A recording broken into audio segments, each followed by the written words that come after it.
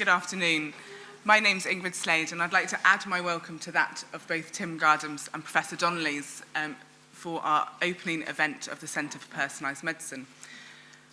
I'm the Centre Director. I'm also a clinical doctor, and I have a background in both clinical and molecular genetics, and a current interest. I'm now training in public health with an interest of the implementation of genomic medicine in the NHS. So that's just a little bit about me. We have a jam-packed hour ahead of us with a session presented by myself and my two colleagues, Chris and Gabe. I'm going to start with an introduction and then hand over to Chris, who is going to talk to you about the use of personalised medicine in common disease risk in healthy individuals, and also about pharmacogenomics a little bit more. Gabe's then going to talk about the diagnosis of a rare disease, and I'll come back to talk about cancer care at the end. We will, across the hour, pose questions at the end of each of our sessions for you to think about, but we're not going to take questions until the end, because then we'll have a panel discussion for the last half an hour of this session. So to start, what is personalised medicine? Well, it's definitely a term that's been used with increasing frequency. So in 2003, there were just 250 peer-reviewed articles published under that topic. And by 2012, this has risen to 2,500. But when people use the term personalised medicine, do they mean the same things? And what do they mean in 2013? Well, the government says that NHS patients should be able to benefit from genomic technology, which can improve the health service's understanding of the nature of disease and mean that individual treatment can be tailored to patients' individual genetic makeup. The scientific community, here exemplified by the Royal Society blog, says that using large databases of patient history and genomic data, researchers hope to untangle the complex interplay of factors behind clinical outcome variability. Translated into accurate diagnostic tests, these factors truly help to unlock the potential of personalised medicines. However, securing this success will require supporting strong links between basic research, industry, and healthcare practitioners. As you've seen already, the media haven't shied away from reporting personalised medicine, with the Telegraph calling it the holy grail of medicine.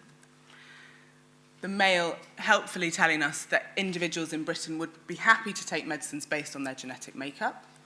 And the Times variably reporting both targeted treatments for cancer and risk prediction based on your genetic makeup. So we took to Oxford streets, well, not quite, we took to departments in Oxford to ask people what came to mind when we asked them about personalised medicine. And here are just a very few examples of what we found. So a professor of neuropathology here at the University of Oxford said, "It makes me think of the Human Genome Project and the fact that we're all going to know that our DNA profiles in a relatively short time. The idea of personalised medicine to me is that you tailor the form of treatment for an illness to fit the genetic basis of that disease." We went on to ask, what is the single biggest challenge in the development of personalised medicine? One of the administrators at the John Radcliffe said, I guess maybe funding. It all depends on the concept and how it's rolled out. It's going to cost a lot of money. Are patients going to have to pay for it? One of the students here at the university said, the biggest problem with implementing personalised medicine is that there doesn't seem to be one answer. There is no manual. An insightful student.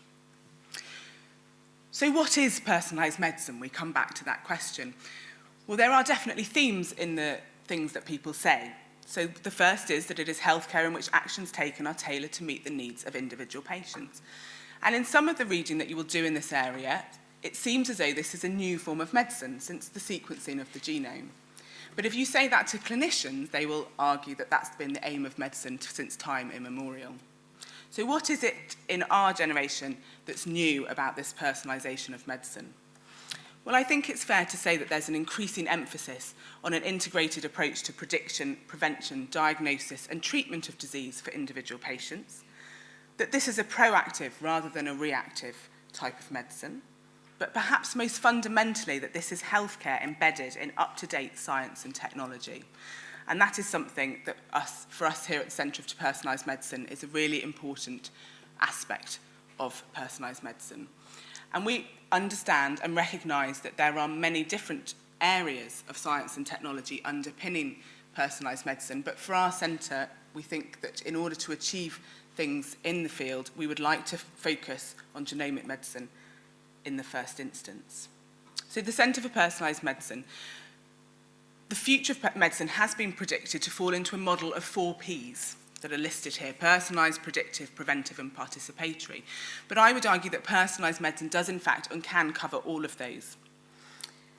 The physicist and philosopher Thomas Kuhn once said that it wasn't the periods of great scientific discovery, such as the sequencing of the human genome, that caused a change in practice, but rather it's the period afterwards, after those big scientific discoveries, when there are incremental learnings that shine light on the practices that are accepted but are inadequate for the level of knowledge that we now have. And I think that's the time that we are now in, and that is the time that the centre is being set up in.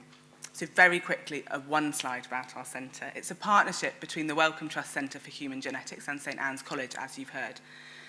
It is a participatory centre, and that's really important. So that means that it will be marked by its input from the communities around it, and we will work to facilitate that input. And as all of you here are members of a community around, from St Anne's to the Wellcome Trust or to allied professionals, we would ask you to think after today's talks what it might be that you could input into the centre and what it might be useful for the centre to do to help you in your learning and your practice. We're going to focus our work on 3 areas: multidisciplinary collaboration, education and the dissemination of information. And our website's gone live this weekend, well, at the end of Friday, and that's the website address just there. So after that quick introduction, I'm going to pass over to my colleague Chris Spencer, who's going to talk to you about personalised medicine and common disease risk and pharmacogenomics.